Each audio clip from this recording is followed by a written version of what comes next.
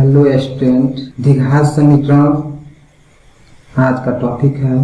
NCERT solution में आपका फिर एक बार स्वागत। आइए शुरू करते हैं चैप्टर 4 द्विघात समीकरण। द्विघात यदि कोई बहुपद है, यहाँ देखिए, यदि कोई बहुपद px है, इस बहुपद px को यदि बहुपद px जो है ax square plus bx plus c प्रकार का है तो इसे हम द्विघात बहुपद कहते हैं। कोई भी समीकरण px बराबर 0 द्विघात समीकरण कहलाता है।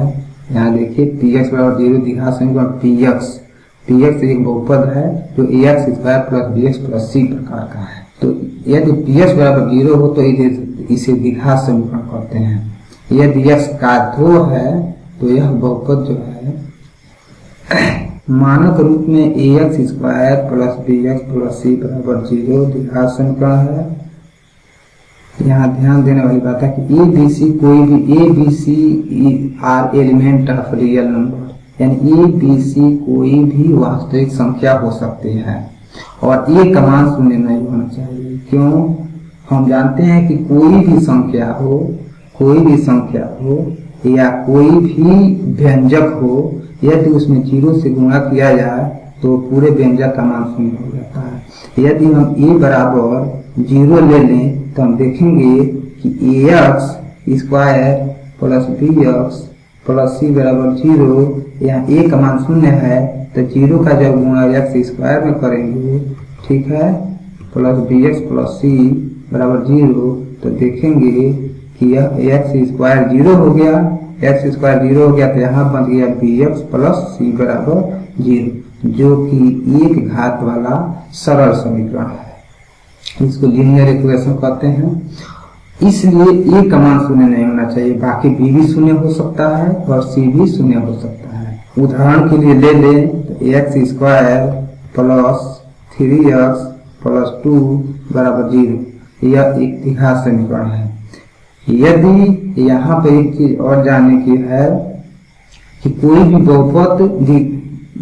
बहुपद में x का घात जो है एक पूर्णांक होना चाहिए, यानी कि 2 होना चाहिए।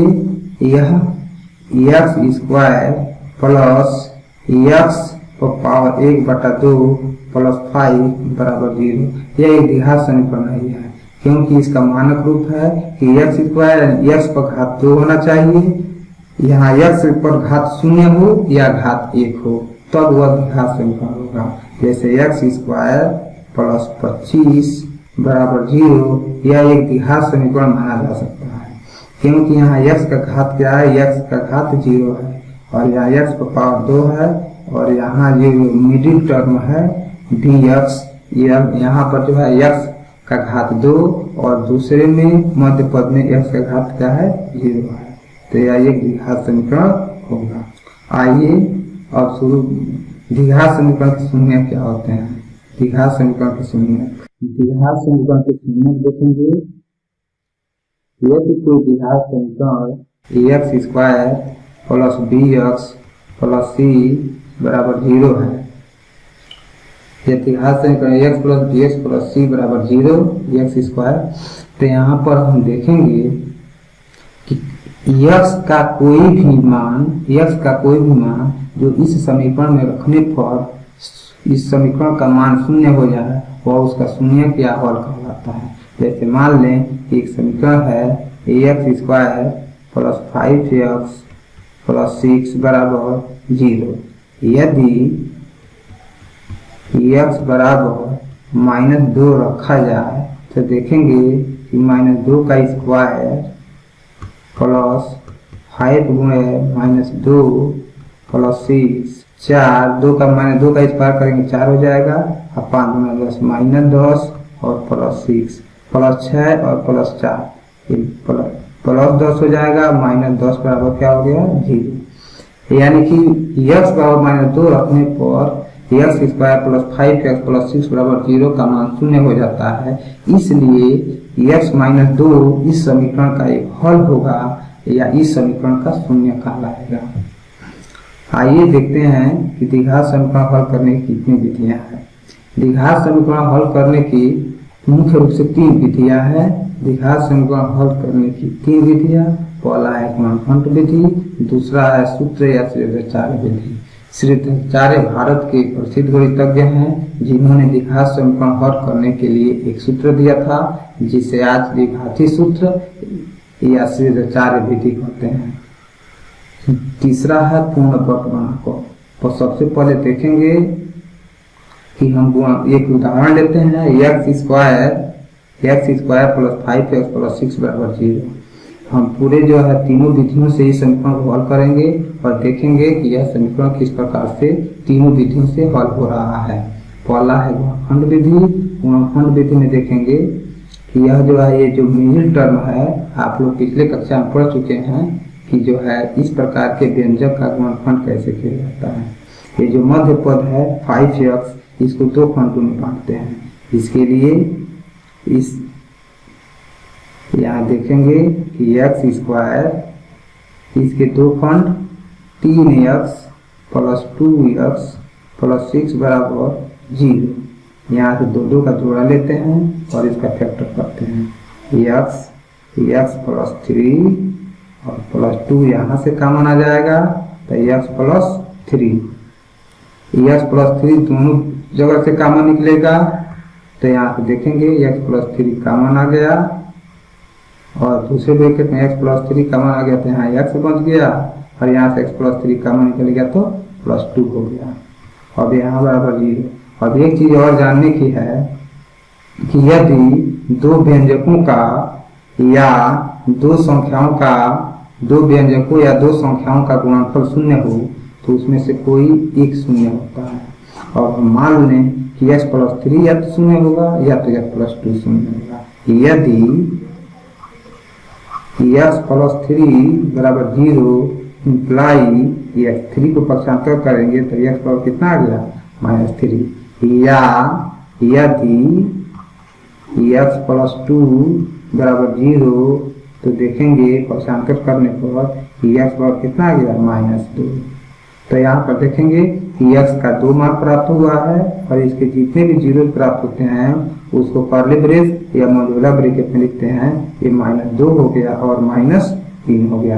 ये समीकरण के शून्यक हैं या समीकरण के हल हैं। यहाँ पर ये फैक्टर करना मैं नहीं बताया हूँ कि इसके कैसे जो है 5x को 2 भाग में बांटेंगे।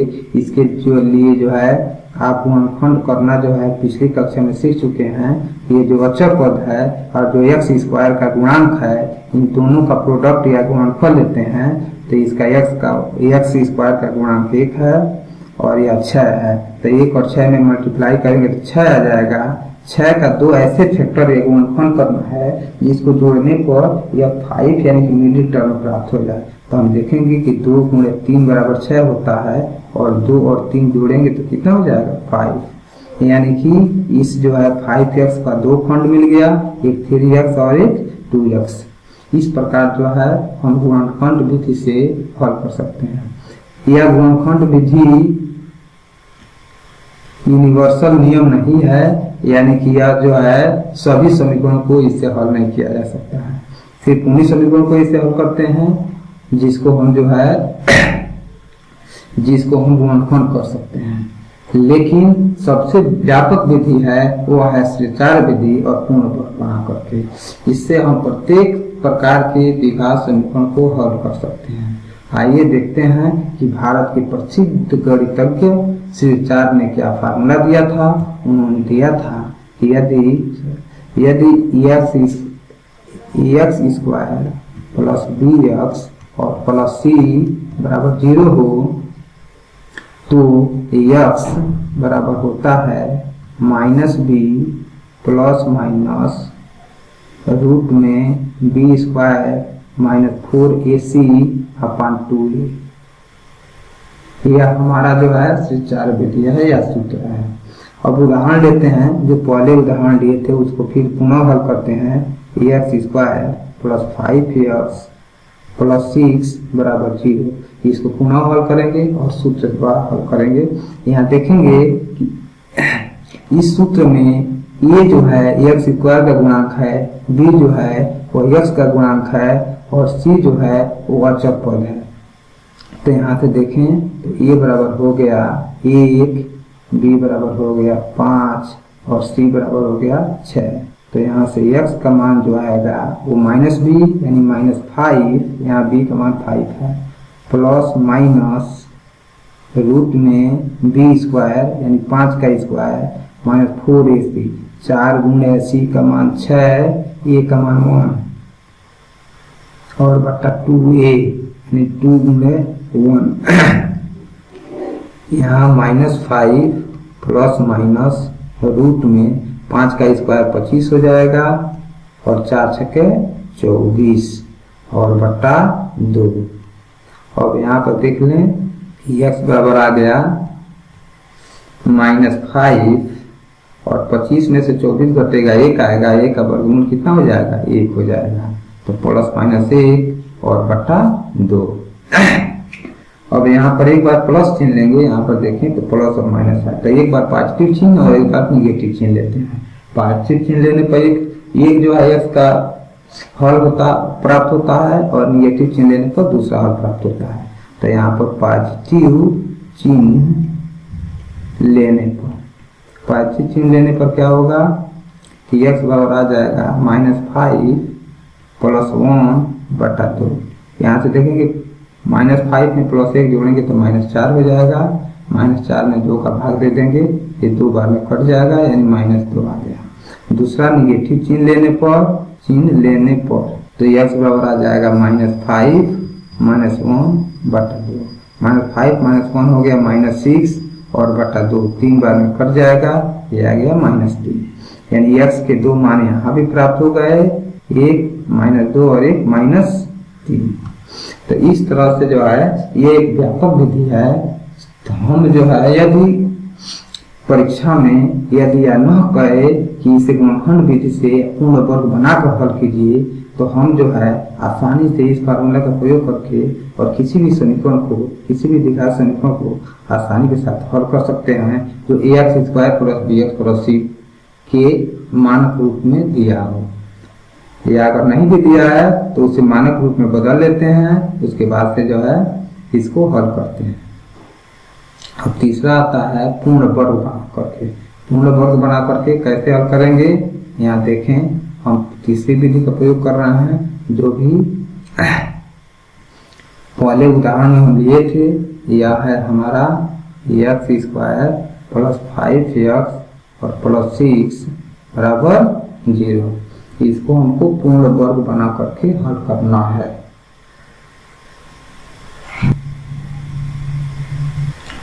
इसको थोड़ा सा आपको सावधानी से समझना होगा कि पूर्ण वर्ग कैसे बनाते हैं। यहाँ देखिए ये जो अचर पद है इसको पक्षांतर कर देते हैं, यानी इसको राइट हैंड साइड की तरफ ले जाते हैं। x स्क्वायर प्लस 5x बराबर -6। अब इसको पूर्ण वर्ग कैसे बनाएंगे, ये में देखिए तो इसके लिए क्या करते हैं कि x स्क्वायर प्लस इसमें 2 से मल्टीप्लाई कर देते हैं, ठीक, इंटू ये 5 बटा 2 से मल्टीप्लाई या 2 से डिवाइड भी करते हैं, और तब इंटू x। तो देखिए a प्लस b का आपने होल स्क्वायर पढ़ा होगा, यहाँ देख लीजिए a प्लस b का होल ऑफ स्क्वायर आपने पढ़ा है कि यह होता है a square plus 2ab plus b square, यानी कि 2 हो गया, a हो गया, b हो गया। यहाँ देखिए a स्क्वायर है तो यहाँ 2 हो गया, या b का मान हो गया 2a, या a हो गया या b हो गया, यानी कि इसमें जो है हमको 5 बटा 2 का स्क्वायर जोड़ना होगा। तो इसमें हम जोड़ दें 5 बटा 2 का होल स्क्वायर बराबर -6।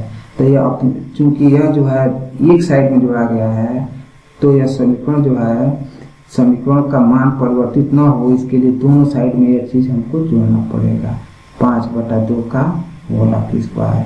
तो यहाँ देखिए यह हो गया x स्क्वायर प्लस 2 इंटू 5 बटा 2 इंटू x इंटू 5 × 25 और बटा 4, ये प्लस हो गया या -6 और प्लस 25 बटा 4।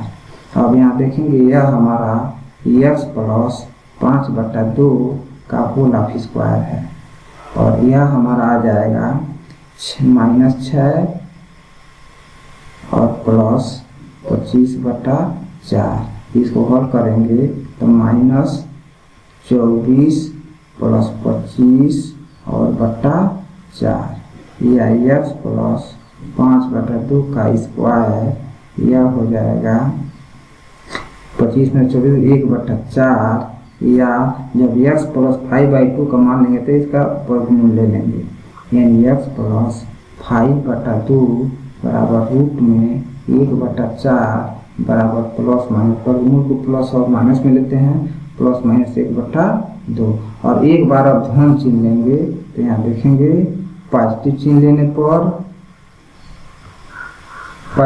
लेने पर क्या हो जाएगा, x प्लस 5/2 बराबर यह हो जाएगा प्लस 1/2। इसको पक्षांतर कर दें तो x बराबर प्लस 1/2 और माइनस 5/2।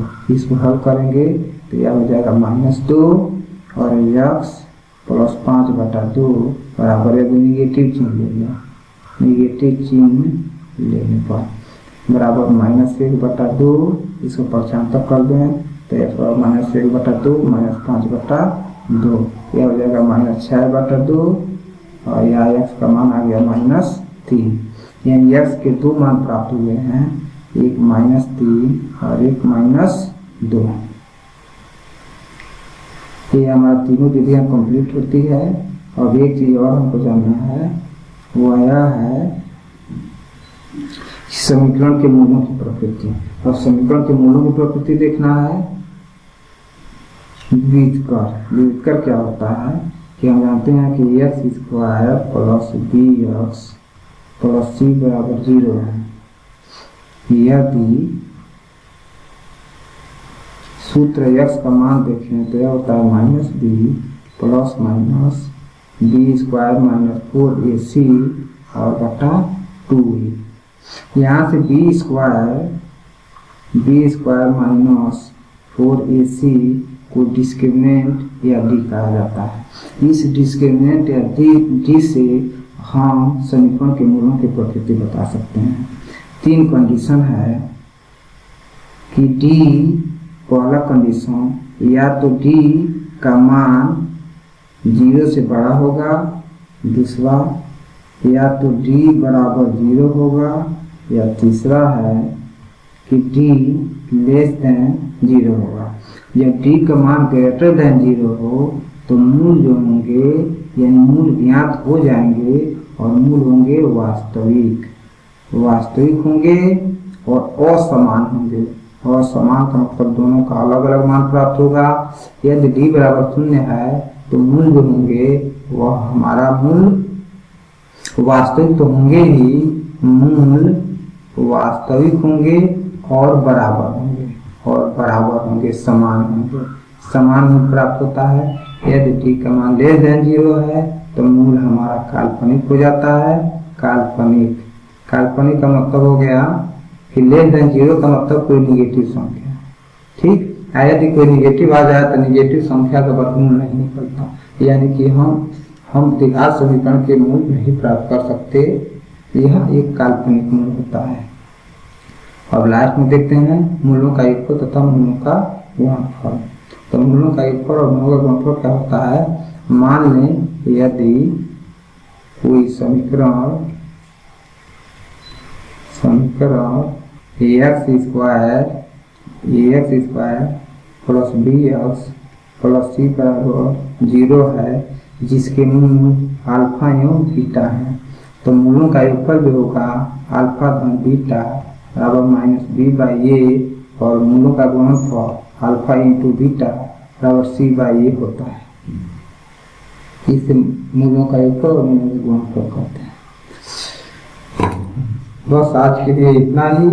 फिर जो है अगले सीरीज में हम जो है एनसीईआरटी के द्विघात समीकरण चैप्टर के पहला एक्सरसाइज के सभी सवाल का संपूर्ण हल आपको प्राप्त होगा।